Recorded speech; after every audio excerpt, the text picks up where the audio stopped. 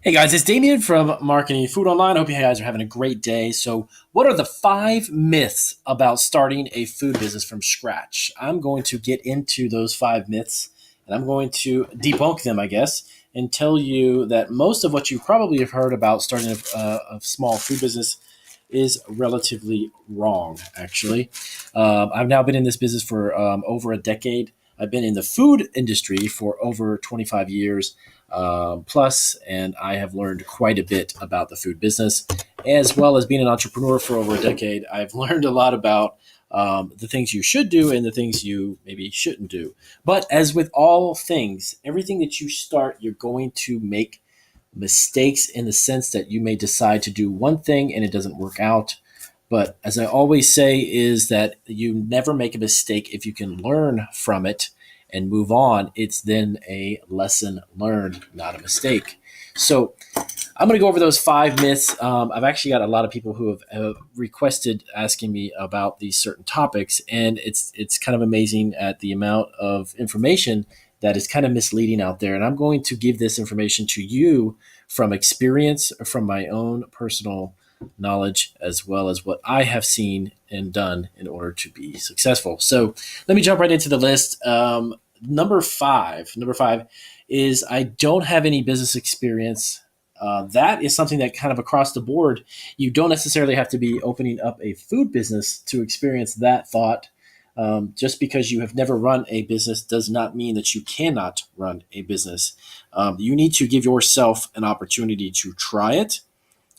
There are a lot of books, there's a lot of resources, especially in this day and age, with access to the internet as well as numerous amounts of videos, even here on YouTube, of people who have opened successful businesses that you can simply learn from them and take notes. And it's not something that you're going to know every single aspect. You're not going to have every single answer. That is not how it works. You need to simply start. You need to pick up where you are, create some type of a business plan, figure out what you want to do, have a goal as to what that food business may look like down the road. And just a little hint information from a guy who has been there and done that. You can plan out as much as you want, but as time goes by and as your business begins to unfold, in a sense, it's going to teach you a lot about things that may change compared to that plan that you have written down. Life, just off the cuff here, my life experience. I've had a lot of things that I have supposedly planned out that never actually came to. And my business has kind of unfolded as I've gone on over the past 10 years. And I've learned a lot, but I've also made decisions based on as the business changes and I begin to add this item or add something new or a new approach to marketing, it kind of evolves in itself. So you can have a basic plan, but trust me, from experience, it will unfold in a much different way than you may have expected. Okay, so let's go on to the next one. Um, so there's a lot of people who assume that it takes a lot of money. It takes so much money to start a food business, and to be quite honest with you, that is something that's also not true. You do not need a lot of money to start a food business. You don't need a lot of money to start a food product or create one for that matter. And the reason why I say that is that 99.9% of all businesses, no matter what they are, if it's a food business, a tech company, or anything of that sort, it's always started at home. And of all the businesses, this is actually quite interesting to know, but out of all the types of businesses you could start at home, a food business is one that you can actually already access and utilize equipment you already got in your home under the cottage food law. When you start locally and you start small out of your home, you can literally utilize your existing ovens. You have refrigerators, you have pots and pans, you have the ability to access all the stuff you already have. So there's not a huge startup. I can tell you from experience as well, when I started my retail bakery, that cost a lot of money to get up and running because there's a lot of equipment that's involved with doing that. We had gelato, so we had a gelato freezer. We had a machine to make gelato. We had panini presses. We had a sandwich table, which was nearly $3,000+ just for the table alone. And there was a display case that we had, of course, with our pastries and cookies. There was a lot of equipment that goes into a retail storefront.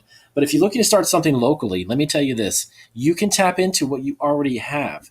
Is there some additional things you do will need, like licenses, which cost money? Of course, of course. I'm not going to sit here and tell you it didn't cost anything, but a lot of the equipment, the bigger purchase, the big ticket items, you already have in your home. So starting very small, you don't have to invest a lot of money into starting a food business. You don't have to invest a lot of money in most of what you would need to get it up and running because you already have it. So the next thing is you need a nutritional label. That is also false as well.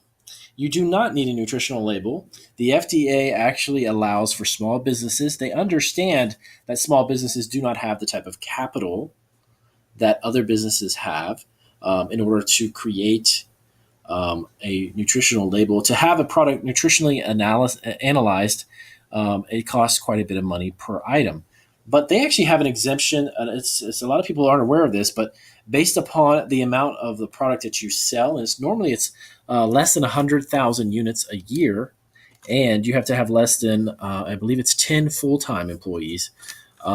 Those factors, and there's a couple other items involved with that, but those factors actually will exempt you from having to have a nutritional label. Now, that doesn't mean you need to not have an allergen warning. You need to have the address where the product is made from on the label. You also need to have your ingredient listing. So don't get me wrong; those items are still a need to have on the product.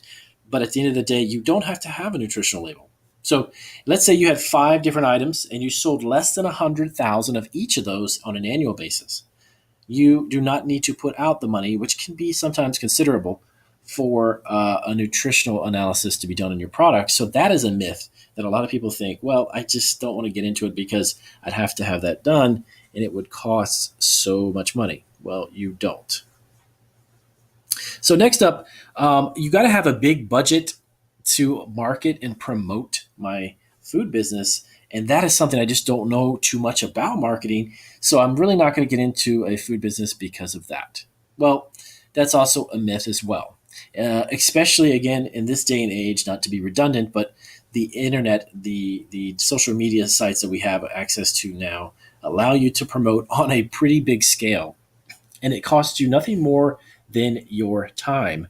It does not cost money to open up these social media sites, to create a page about your product, about who you are, with links to a website. And even that itself, in most cases, you can make a website yourself. And most of these hosting sites where you can create them, you're talking between $30 to maybe even $40 or maybe $50 a month to have it on like a Weebly.com, a GoDaddy site, or even a Shopify. You can get these up and running for a fraction of what most people actually assume that they cost. So that is another myth. You do not have to have a lot of money to market. You can do it on a very small scale. And again, this is all about in regards to getting started. If you've got $100,000 or if you've got a huge budget and you're wanting to dump that money into a business, there's a lot of business, different types of small businesses that you can eat through $100,000 in no time. But I'm telling you right now, you do not need to have that kind of money to start a food business. Not at all, especially when you're starting small. So lastly is, you know what? Just because I'm not really good at organization, I'm not good at bookkeeping, I'm not good of that type of thing. Where when it comes down to keeping track of my ingredients and my sales, I'm just not really good at doing that. That also is a myth. You do not need to be an accountant. Let's say you do not need to have an experience in keeping track of receipts and all of that. There are a tremendous amount of software and programs out there that you can get for literally less than $100. And you can actually download them and put them onto your computer. And the software keeps track of everything for you. There is a handful of them out there. I will put a list of a couple in the description. But they make it very simple and very easy for you to maintain books, bookkeeping and such for your small food business, that you don't need to have, let's say, a degree in accounting and then a degree, some type of a degree in baking, and have a culinary arts degree and all this other stuff that people assume that you need to be some type of professional at all of these things in order to be a successful entrepreneur, especially a small business one. So that is another one that's just completely false. You don't need to have all that. There's a lot of software out there that has made it simple and simplified the concept of bookkeeping when it comes to small business. So you don't need to be doing all of that. A lot of that can be simply done through this software. So those are about the five that I have heard a lot of questions about that have been sent to me, and people not necessarily complaining about, but using them. I don't want to use it as a crutch, but I don't want to, of course, mislead you into thinking that opening a small business or being an entrepreneur is an easy task. It's going to be a challenge. Don't get me wrong. It's a challenge every day. But as you do it more and more, and as you get experience in the fact that you have all of the abilities, and in most cases, when you're starting from home, you have most of the resources that you need already around you. You just need to kind of be aware of what it is that you would need to use, and then the fact that you've already got them. So I hope that this kind of breaks down a little bit of what a lot of people think it takes to start a food business from scratch or get a food business up and running.